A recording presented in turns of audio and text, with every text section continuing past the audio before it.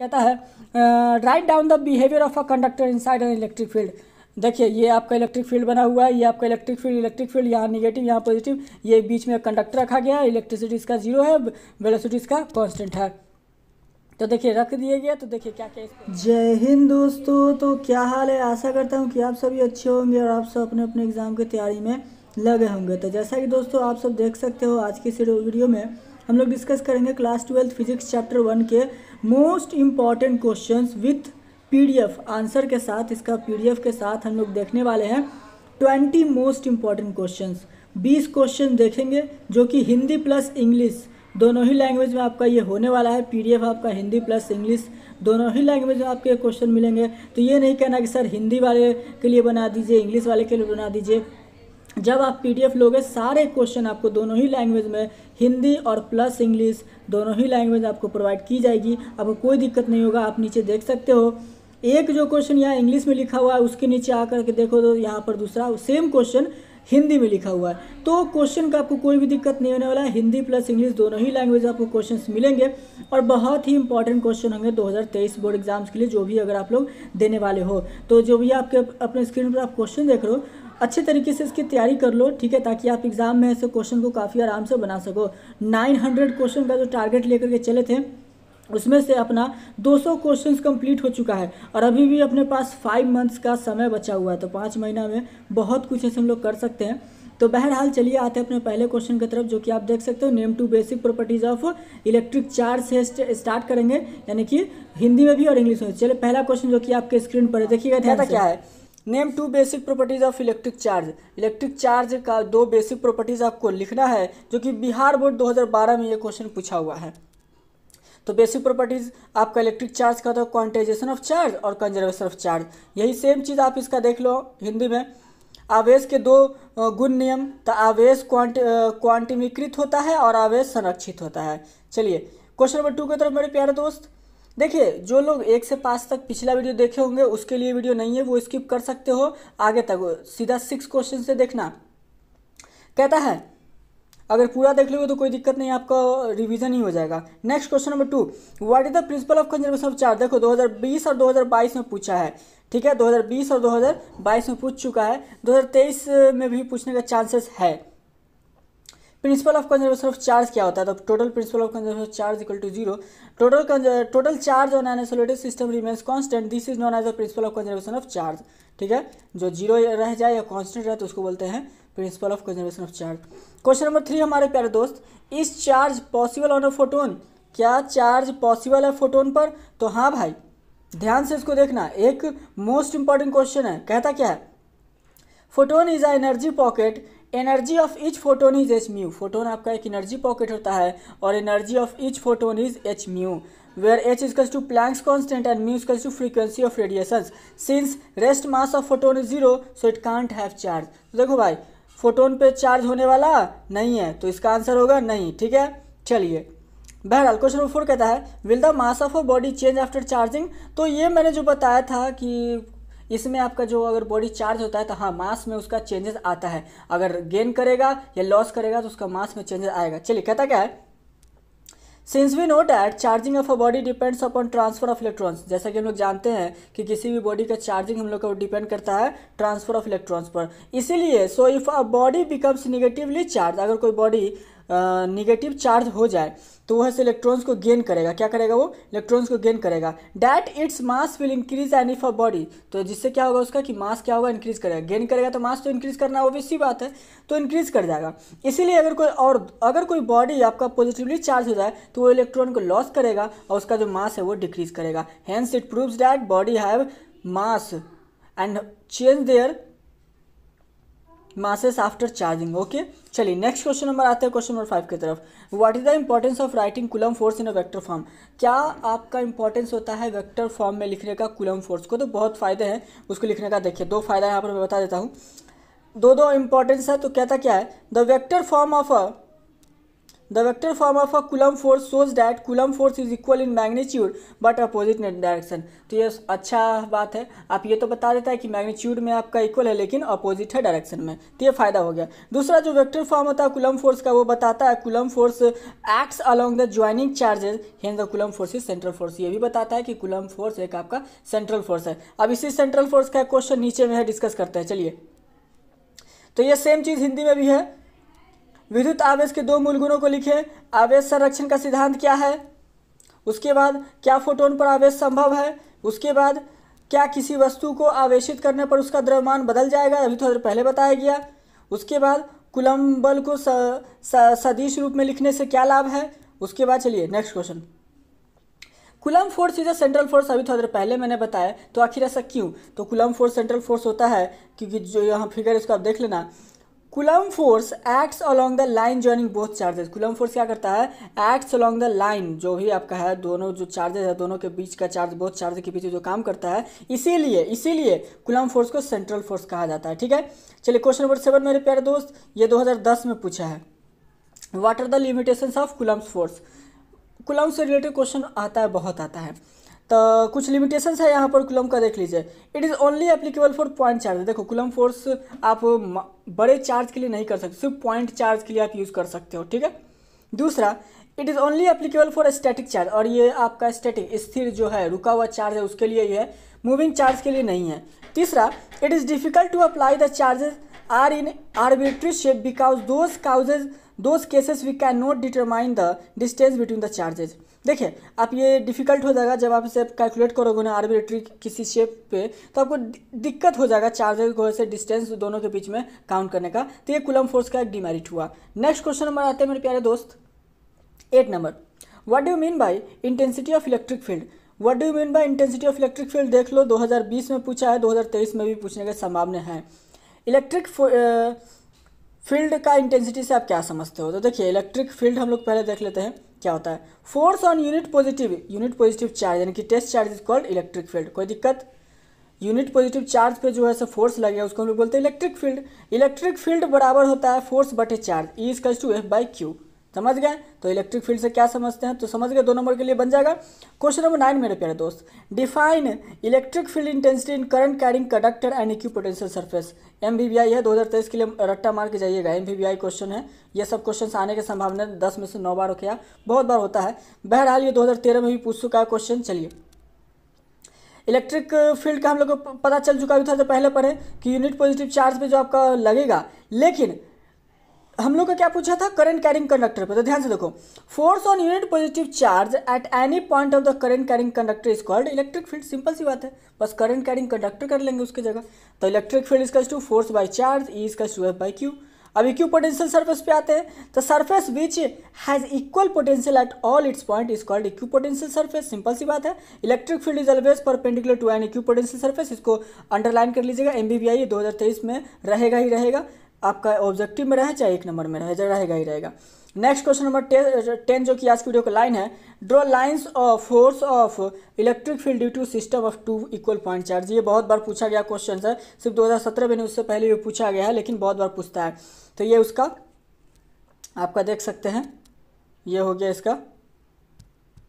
ठीक है हमारे प्यारे दोस्त, नंबर हम लोग अब 11 की तरफ कहता है, write down the difference between electric field lines and magnetic field force. आपको इलेक्ट्रिक फील्ड लाइंस और मैग्नेटिक फील्ड फोर्स के बीच में आपको क्या लिखना है, डिफरेंस लिखना है मेरे प्यारे दोस्त। तो दोनों के बीच का डिफरेंस यहाँ पर लिख चुका हूँ मैं, देखना है इलेक्ट्रिक फील्ड लाइंस का, और यहाँ पर फिर ऐसे मैग्नेटिक फील्ड। और ये जो क्वेश्चन है ये MVVI है, इसको भूल से भी स्किप मत करना, ये काफ़ी इंपॉर्टेंट क्वेश्चन है, रट्टा मार के इसको जाना। तो इलेक्ट्रिक फील्ड लाइंस कहता है, electric field lines do not complete a loop, लेकिन मैग्नेटिक फील्ड लाइंस आपका ऐसे क्या करता है, लूप को कंप्लीट करता है। उसी के तहत फिर दूसरा, electric field lines are perpendicular to the surface of conductor. ठीक है, परपेंडिकुलर होता है किसी भी सरफेस, किसका, तो कंडक्टर के। लेकिन यहाँ पर जो magnetic field lines are at any angle, किसी भी एंगल पे हो सकता है, लेकिन इलेक्ट्रिक फील्ड लाइंस केवल 90 डिग्री पे ही होगा, लेकिन मैग्नेटिक फील्ड लाइंस किसी भी एंगल पे हो सकता है। थर्ड जो डिफरेंस है, electric field lines do not exist inside a conductor. Electric field lines किसी कंडक्टर के अंदर आपको नहीं मिलेगा, लेकिन मैग्नेटिक फील्ड लाइंस आपको मिलेगा। ठीक है, चलिए यही था डिफरेंस हमारा। क्वेश्चन नंबर 12 क्या कहता है, आपके स्क्रीन पर देख सकते हो, 2014 के बिहार बोर्ड में पूछा हुआ है। कहता है, electric field lines never intersect each other, why? Electric field lines कभी एक दूसरे से इंटरसेक्ट नहीं करता, क्यों? और ये एक आपका मोस्ट इंपॉर्टेंट क्वेश्चन है, भले ही एक बार पूछा है लेकिन बहुत ज़्यादा इंपॉर्टेंट होता है ये। Can two equipotential surface interact, बहुत इंपॉर्टेंट है भाई, इसको बहुत अच्छे तरीके से सर ऐसे क्लास में समझाया करते हैं। अगर ऐसे आप लोग क्लास करते हो तो बहुत बेहतरीन तरीके से इसको समझाते हैं। तो कहता है क्या आंसर देखिएगा, answer if electric field lines intersect each other then there will be a two different direction of electric field at a single point which is not possible, so electric field lines never intersect each other. देख मेरे भाई, electric field lines अगर intersect करता है, intersect कर गया तो दो गो डायरेक्शन बन जाएगा, दो गो डायरेक्शन बन जाएगा। इसीलिए इलेक्ट्रिक फील्ड लाइन्स कभी भी आपका ऐसे इंटरसेक्ट नहीं करता है, क्योंकि दो लाइन पॉसिबल है ही नहीं, दो डायरेक्शन पॉसिबल है ही नहीं, एक ही डायरेक्शन उसके लिए पॉसिबल है।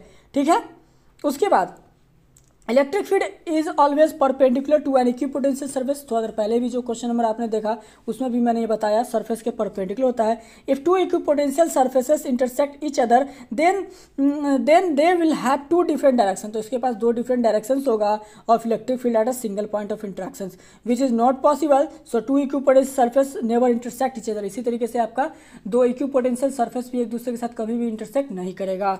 चलिए क्वेश्चन नंबर कहता है हमारे प्यारे दोस्त 30 नंबर कहता है write down the behaviour of a conductor inside an electric field. देखिए ये आपका इलेक्ट्रिक फील्ड बना हुआ है, ये आपका इलेक्ट्रिक फील्ड यहाँ निगेटिव यहाँ पॉजिटिव, ये बीच में कंडक्टर रखा गया है, इलेक्ट्रिसिटी इसका जीरो है, वेलोसिटी इसका कांस्टेंट है।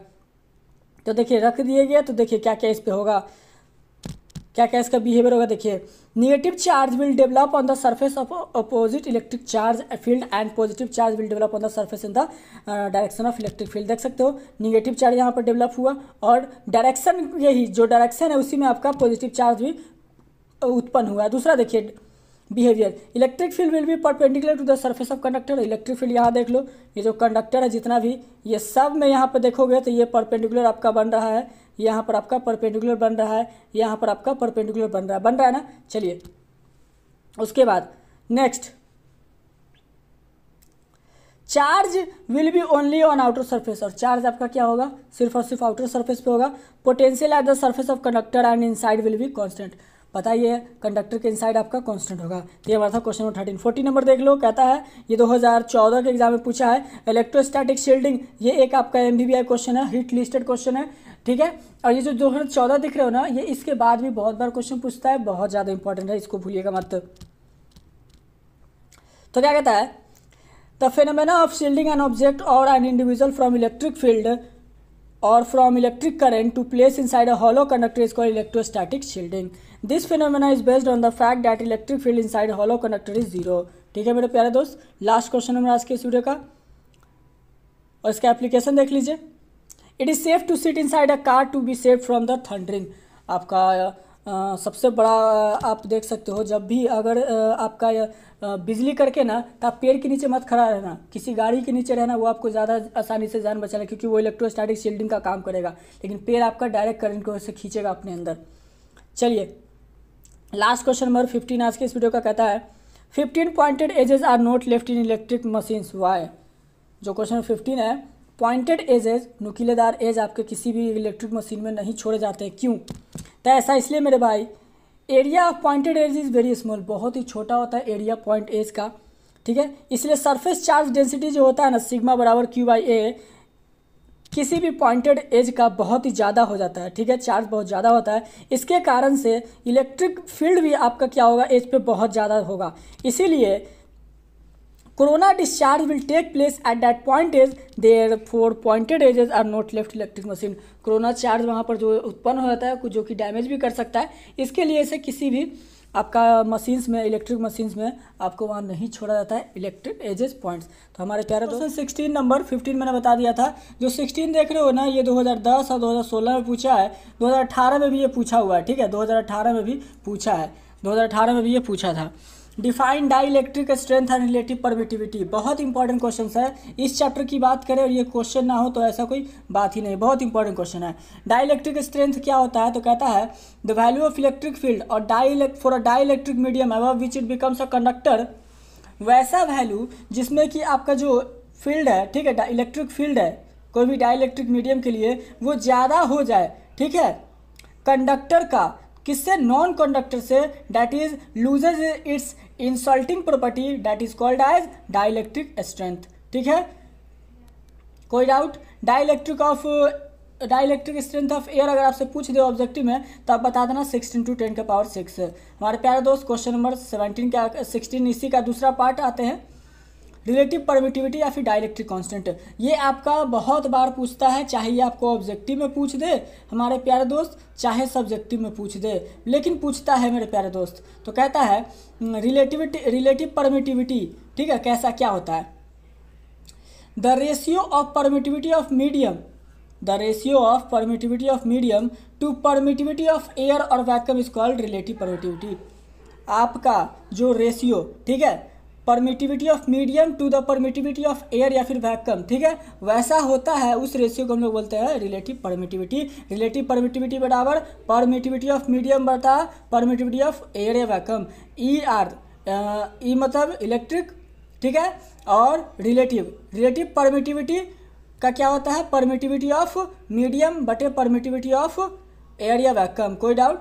चलिए नेक्स्ट क्वेश्चन नंबर आते हैं 70 नंबर। ये देख रहे हो ना, ये एक इंपॉर्टेंट क्वेश्चन है हमारे प्यारे दोस्त, मिस मत कीजिएगा। कहता है can 1 coulomb charge be given to a sphere of radius 1 metre. क्या 1 कूलम चार्ज दिया जा सकता है sphere of radius 1 metre? 1 metre का जो स्फीयर वाला रेडियस होगा उसको 1 कूलम चार्ज। तो चलिए कहता क्या है,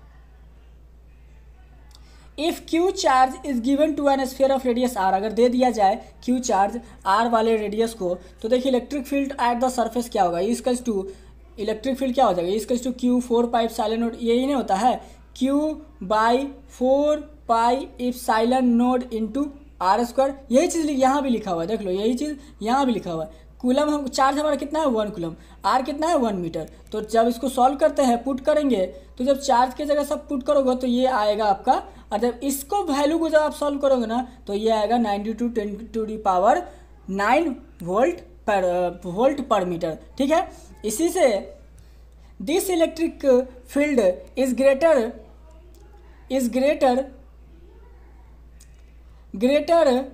that the dielectric strength of air 6 × 10⁶ voltmeter. Hence 1 coulomb charge cannot be given to an sphere of radius 1 meter. इसीलिए देख रहे हो 1 कूलम का तो पॉसिबल है नहीं दे सकते। Question number 18, write down unit and dimension of permittivity of free space. बहुत इंपॉर्टेंट है, 2018 में भी पूछा हुआ है, देख लो। परमिटिविटी यूनिट पूछ रहा है, तो यूनिट इसका होता है आपका परमिटिविटी का coulomb square newton inverse metre inverse. ठीक है, चलिए मीटर स्क्वायर इनवर्स, और डायमेंशन आपका यहाँ पर होता है m-1 L-Q T4 और a स्क्वायर। चलिए क्वेश्चन आते हैं, 90 नंबर शायद स्किप हो गया है, लगता है 90 नंबर स्किप हो गया है, सीधा 20 नंबर क्वेश्चन को हम लोग कवर अप करते हैं। तो क्वेश्चन नंबर 20 कहता है, तो क्वेश्चन नंबर 20 आप देख सकते हो आपके स्क्रीन पर है। 90 नंबर स्किप हो गया, उसके लिए माफ़ कीजिएगा, मैं उसको अगली वीडियो में से कवर अप करा दूंगा। ठीक है, तो है 20, ordinary rubber is an insulator. ठीक है, ordinary rubber is an insulator but rubber tyres of aircraft are made by slightly conducting wire. देखिए ये एक बहुत इंपॉर्टेंट क्वेश्चन है, आपका जो 20 नंबर है। ऑर्डिनरी रबर आपका इंसुलेटर होता है, लेकिन जो रबर टायर्स होता है ना, ठीक है, एयरक्राफ्ट का, वो स्लाइटली कंडक्टिंग बनाया था। ऐसा क्यों? और ये बहुत इंपॉर्टेंट है, बता दे रहा हूँ, बहुत इंपॉर्टेंट है। कहता है ordinary rubber is an insulator but rubber tyres of aircraft are made slightly conducting. इसलिए बनाया जाता है, क्यों? So that charge generated due to friction. बताइए कि ऑर्डिनरी जो अगर बनेगा, फ्रिक्शन होता है, फ्रिक्शन तो एकदम मौजूद है, टायर में तो फ्रिक्शन होना ही है। Friction between tyre and track goes to earth and the aircraft is saved from any mishap. कोई भी ऐसे अगर दुर्घटना होता है तो उससे बचने के लिए ऐसा किया था कि इंसुलेटिंग बना दिया जाता है। तो लास्ट क्वेश्चन 20 नंबर देख लीजिए, ये भी आपका बहुत इंपॉर्टेंट क्वेश्चन है। खैर इसको तो अगले वीडियो में हम लोग कवर अप करेंगे। यही थे हमारे आज के क्वेश्चन, 20 तक का ही डाटा है। वैसे आपको बता चुका हूँ कि हर वीडियो में सिर्फ 5 क्वेश्चंस ही आपको ऐसे कराए जाएंगे, सिर्फ 5 क्वेश्चंस। PDF आपको इसको फ्री ऑफ कॉस्ट मिल जाएगा। तो आई होप सो कि आपको वीडियो समझ में आ गया हो। कोई डाउट हो तो कमेंट करके पूछ लीजिए, कोई भी डाउट हो कमेंट करके पूछ लीजिएगा। ठीक है, चैनल को ऐसे आप सब्सक्राइब कर दिए तो अच्छी बात है, नहीं की हो तो कर लेना, ताकि ऐसी वीडियो आपको मिलता रहे। नहीं करने का मन हो तो कोई बात नहीं, नहीं करना। चलिए मिलेंगे हम लोग अगले वीडियो में। आई होप सो कि आपका दिन अच्छा गया हो और आप लोग पढ़ते रहिए, एग्जाम की तैयारी करते रहिए। मिलेंगे हम लोग अगले वीडियो, मोस्ट प्रोबेबली केमिस्ट्री का और बायोलॉजी का होगा। चलिए, आपका हमारे इस वीडियो पर अपना बहुमूल्य समय देने के लिए बहुत बहुत धन्यवाद। पढ़ते रहिए, एग्जाम की तैयारी करते रहिए। जय हिंद, जय Bharat.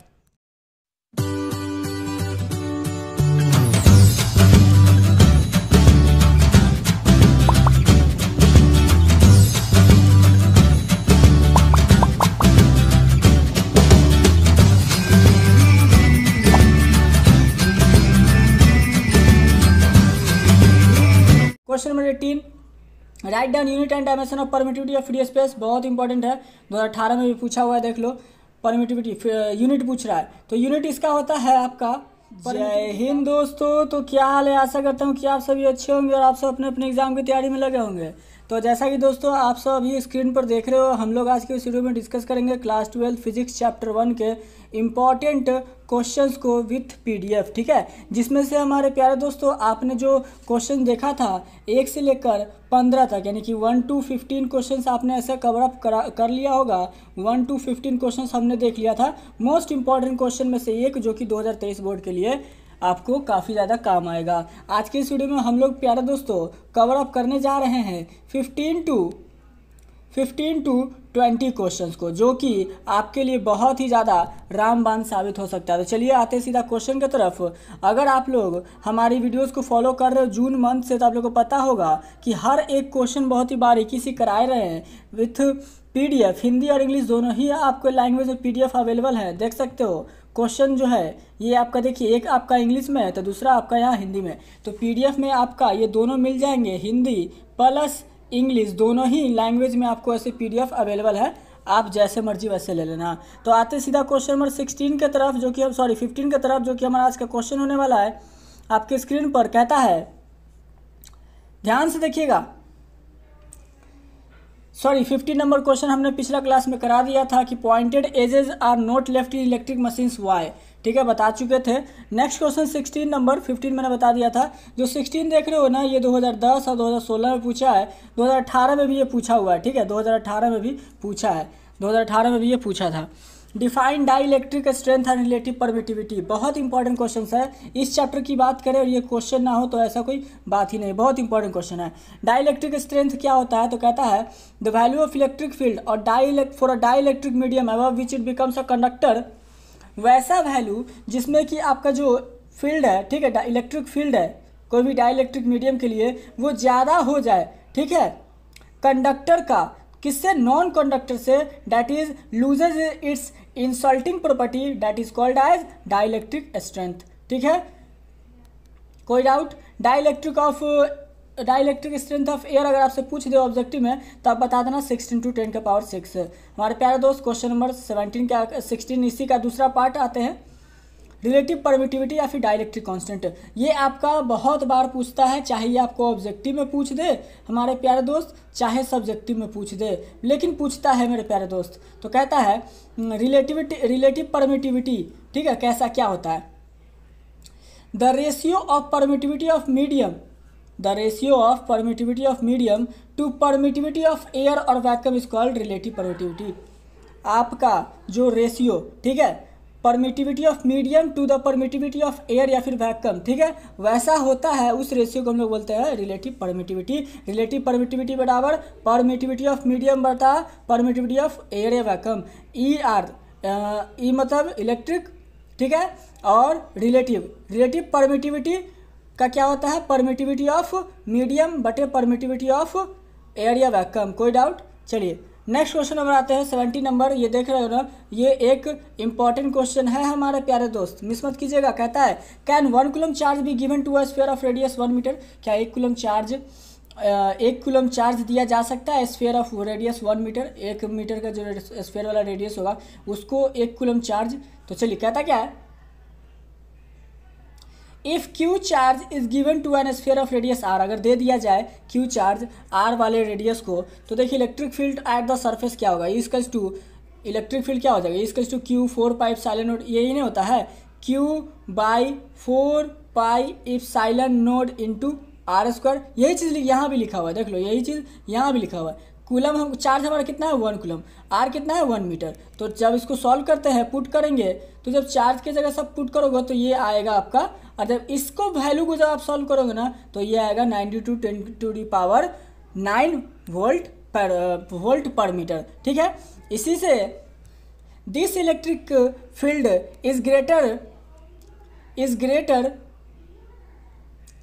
Greater that the dielectric strength of air 6 × 10⁶ voltmeter, hence 1 coulomb charge cannot be given to an sphere of radius 1 meter। इसीलिए देख रहे हो 1 कूलम का तो पॉसिबल है नहीं दे सकते। Question number 18, write down unit and dimension of permittivity of free space, बहुत इंपॉर्टेंट है, 2018 में भी पूछा हुआ है, देख लो। परमिटिविटी यूनिट पूछ रहा है, तो यूनिट इसका होता है आपका परमिटिविटी का coulomb square newton inverse metre inverse. ठीक है, चलिए मीटर स्क्वायर इनवर्स, और डायमेंशन आपका यहाँ पर होता है m-1 l-q t4 और a स्क्वायर। चलिए क्वेश्चन आते हैं। 90 नंबर शायद स्किप हो गया है, लगता है 90 नंबर स्किप हो गया है, सीधा 20 नंबर क्वेश्चन को हम लोग कवर अप करते हैं। तो क्वेश्चन नंबर 20 कहता है, तो क्वेश्चन नंबर 20 आप देख सकते हो आपके स्क्रीन पर है। 90 नंबर स्किप हो गया, उसके लिए माफ़ कीजिएगा, मैं उसको अगली वीडियो में से कवर अप करा दूंगा। ठीक है, तो है 20, ordinary rubber is an insulator. ठीक है, ordinary rubber is an insulator but rubber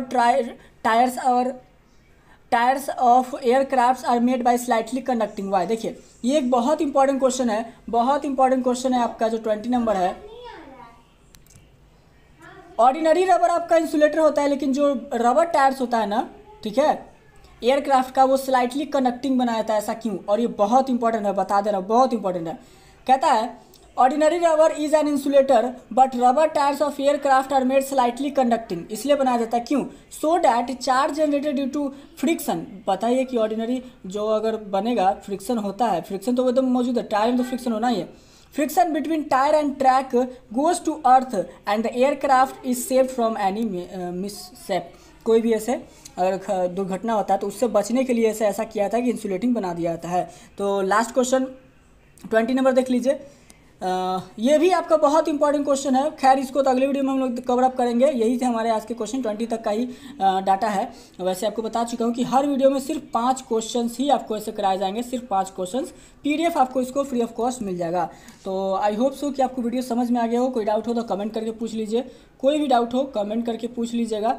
ठीक है, चैनल को ऐसे आप सब्सक्राइब कर दिए हो तो अच्छी बात है, नहीं किया हो तो कर लेना, ताकि ऐसी वीडियो आपको मिलता रहे। नहीं करने का मन हो तो कोई बात नहीं करना। चलिए मिलेंगे हम लोग अगले वीडियो में। आई होप सो कि आपका दिन अच्छा गया हो और आप लोग पढ़ते रहिए, एग्जाम की तैयारी करते रहिए। मिलेंगे हम लोग अगले वीडियो, मोस्ट प्रोबेबली केमिस्ट्री का और बायोलॉजी का होगा। चलिए आपका हमारे इस वीडियो पर अपना बहुमूल्य समय देने के लिए बहुत बहुत धन्यवाद। पढ़ते रहिए, एग्जाम की तैयारी करते रहिए। जय हिंद, जय भारत।